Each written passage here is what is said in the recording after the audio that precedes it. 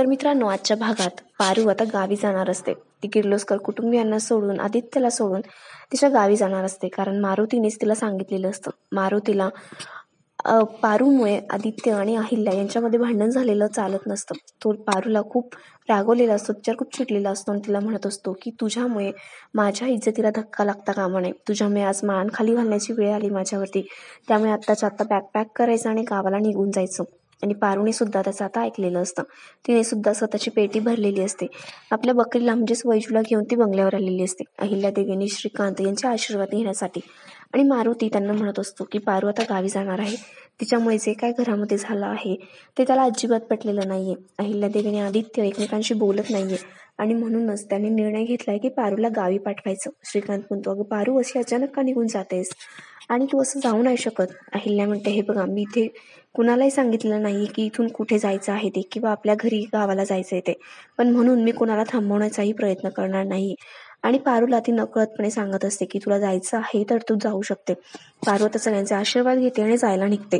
इकडे श्रीकांत आणि अहिल्या त्यांच्या रूममध्ये बोलत असतात आणि अहिल्या म्हणत असते, हे बघ श्रीकांत, आदित्य आणि पारूचं हे जे वय आहे ना, ते वय असं असतं की यामध्ये मैत्री आणि प्रेम यातली जी सीमा असते ना, ती खूप धूसर असते.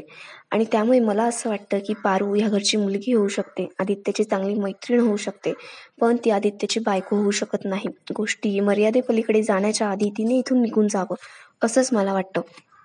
कारण अहिल्यादेवींना वाटत असतं की आदित्य पारूची जरा जास्तच बाजू घेतोय. तिला मी ब्रँड अँबॅसेडर पदावरून काढून टाकलं म्हणून आदित्यला खूप त्रास होतोय. आणि आदित्य पारूविषयी हे सगळं सहन नाही करू शकत.